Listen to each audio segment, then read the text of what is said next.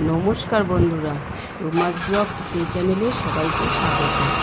আজকে আমি খুব মুখরোচক একটা রেসিপি আপনাদের সঙ্গে শেয়ার করব। ভিডিওটা প্রথম থেকে শেষ অবধি দেখার জন্য অনুরোধ রইল। এই রেসিপিটা বানাবার জন্য আমার লেগেছে 1 বাটি পরিমাণ চিড়ে। কাঁচা চিড়ে দিয়ে এত সুন্দর একটা চপ তৈরি হয়, আপনারা রেসিপিটি না দেখলে, প্রথম থেকে শেষ অবধি না দেখলে বুঝতে পারবেন না। কাঁচা চিড়ে আর কর্ন দিয়ে এত সুন্দর একটা চপ বানানো যায়। আমি এখানে ভুট্টা নিয়ে নিয়েছি, আর নিয়েছি চিড়ে, আর নিয়েছি পাউরুটি। চিড়েটাকে সবার প্রথমে আমি এরকম 1 বাটি চিড়ে নিয়েছি। চিড়েটাকে সবার প্রথমে আমি একটা মিক্সিতে দিয়ে চিড়েটাকে গুঁড়ো করে নেব। দেখুন, এইভাবে চিড়েটাকে গুঁড়ো করে নিতে হবে। এবারে যে কর্নটা রয়েছে সেই কর্নটাকে আমি একটু সেদ্ধ করে নেব। কর্নটা সেদ্ধ করার জন্য আমি একটা বাটিতে জল দিয়ে কর্নটাকে সেদ্ধ করতে বসিয়ে দিয়েছি। এরপরে আমি এই কর্নটার মধ্যে দিয়ে দেব স্বাদ মতন একটু লবণ। একটু লবণ দিয়ে সেদ্ধ করলে তাহলে কর্নটার মধ্যে লবণটা ভালো করে ঢুকে যাবে। সেই জন্য আমি এর মধ্যে একটু অল্প পরিমাণে একটু লবণ দিয়ে দেবো। গ্যাসটা জ্বালিয়ে আমি কর্নগুলোকে একটু সেদ্ধ করতে দিয়েছি।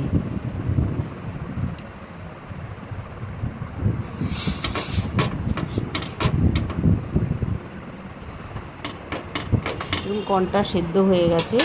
বেশিক্ষণ কর্নটা সেদ্ধ করব না, একটু ফুটে উঠলে কর্নটাকে আমি নামিয়ে দেবো। আমি একটা ছাঁকনির মধ্যে কর্ন দিয়ে কর্নটাকে ছেঁকে নেব। দেখুন, সমস্ত কর্নটা আমি ছাঁকনির মধ্যে দিয়ে জলটাকে ঝরিয়ে নেব। এইবার এই জল ঝরানো কর্নের থেকে আমি 3-4 চামচি মতন কর্নটা আমি কিছুটা কর্ন তুলে রেখে দেব। দেখুন, আমি ছোটো বাটির 1 বাটি মতন কর্ন এখানে আলাদা করে তুলে সরিয়ে রেখে দিলাম।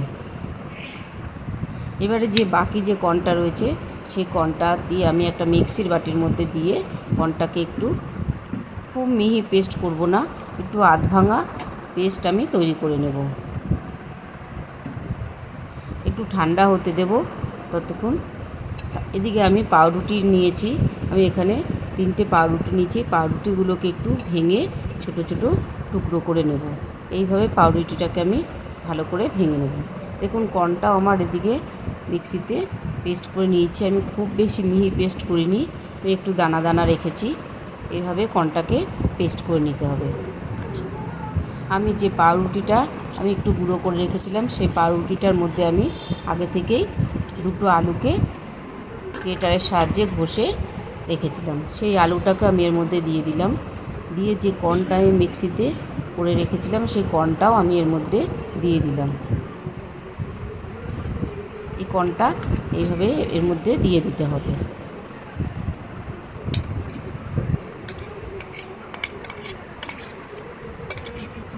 একবারে মিহি পেস্ট করলে এটা ভালো লাগবে না। যে কোনো চপ মুখে একটু দানা দানা পড়লে তবে খেতে বেশি ভালো লাগে। দেখুন, পাউরুটি, আলু আর কর্নটা দিয়ে আমি ভালো করে একটু মেখে নেব।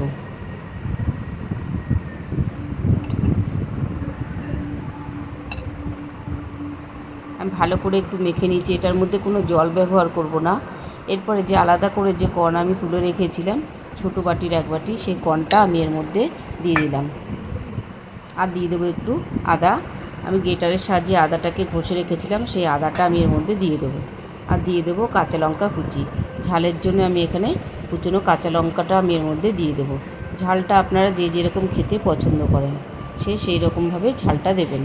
এর মধ্যে দিয়েছি আমি একটু আমচুর পাউডার। এবারে দিয়ে দেবো আমি কুচিয়ে রাখা ধনেপাতা।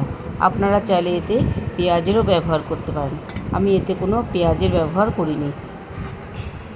এই চপটা আমি নিরামিষই বানিয়েছি। এরপর আমি দিয়ে দেবো একটু চিলি ফ্লেক্স।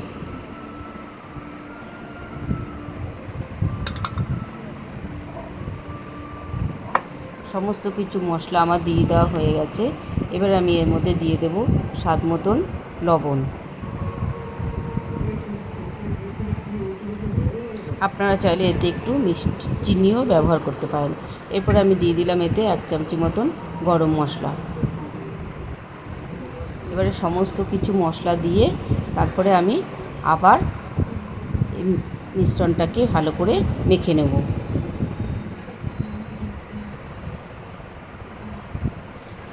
এটার মধ্যে কোনো জল ব্যবহার করা যাবে না, এটাই ভালো করে সুন্দর করে মেখে নিতে হবে। দেখবেন আস্তে আস্তে একটু আঠা আঠা করে এটা মাখা হয়ে যাবে। দেখুন ভালো করে আমি মেখে নিয়েছি। এরপর এর থেকে আমি ছোট ছোট করে এরকম করে চপের আকার দিয়ে নেব। আপনারা চাইলে যে কোনো রকম আকার দিতে পারেন, আপনারা চাইলে গোলও করতে পারেন। আমি এখানে এইরকমভাবে চপের আকার দিয়েছি। এইভাবে আমি সমস্ত চপগুলোকে তৈরি করে নেব।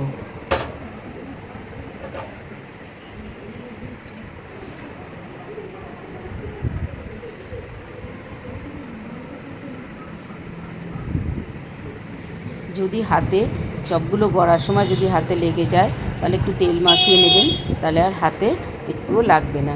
আমি এইভাবে সমস্ত চপগুলোকে তৈরি করে নিয়েছি। এবং কত সুন্দর হয়েছে চপগুলো। এবারে যে আমি ব্যাটারটার মধ্যে চুবাবো চপটা, আমি এখানে একটু ময়দা নিয়ে নিয়েছি। ময়দাটা আমি একটু নুন দিয়েছি, দিয়ে অল্প করে একটু জল দিয়ে এই ময়দাটাকে একটা ব্যাটার তৈরি করে নেব।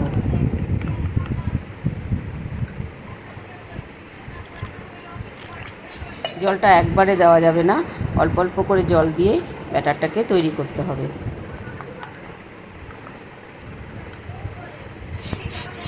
দেখুন এইরকমভাবে একটা পাতলা ব্যাটার তৈরি করে নিতে হবে। এরপরে চিড়েটা যে গুঁড়ো করে রেখেছিলাম সেই চিড়ের গুঁড়োটা আমি নিয়ে নেব। এরপরে যে চপের আকার তৈরি করেছিলাম সেই চপগুলোকে আমি এরকম করে ময়দার গোলার মধ্যে চুবিয়ে দেব।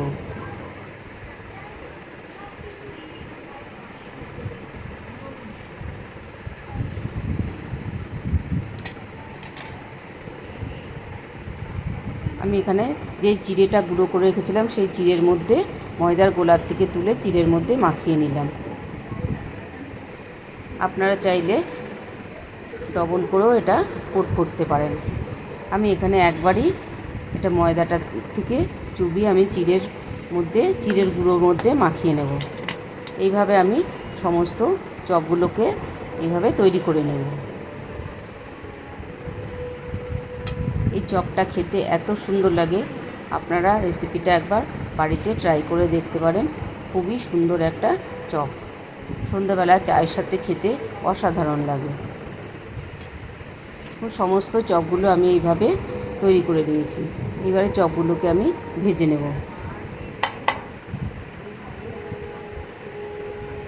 চপগুলোকে ভাজার জন্য আমি এখানে কড়াইতে তেল বসিয়েছি। তেলটা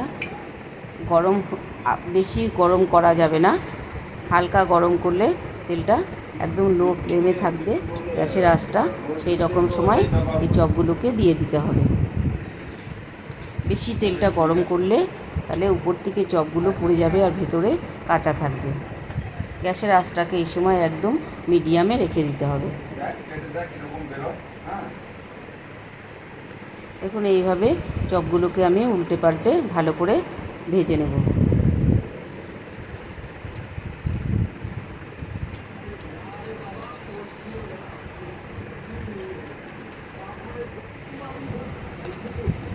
এক পিঠ ভালো করে ভাজা হয়ে গেছে। এবার আমি উল্টে পাল্টে চপগুলোকে এরকম করে লাল লাল করে ভেজে নিতে হবে।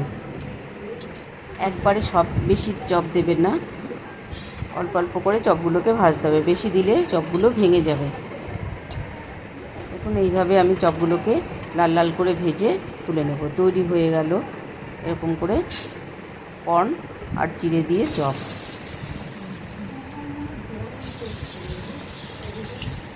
বন্ধুরা, এই রেসিপিটি যদি ভালো লাগে লাইক করবেন, শেয়ার করবেন, কমেন্ট করবেন আর প্লিজ চ্যানেলটাকে সাবস্ক্রাইব করবেন।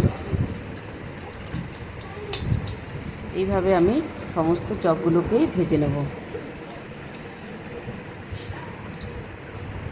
দেখুন তৈরি হয়ে গেছে, আমার সমস্ত চপগুলোকে ভেজে নেওয়া হয়ে গেছে। তৈরি হয়ে গেল।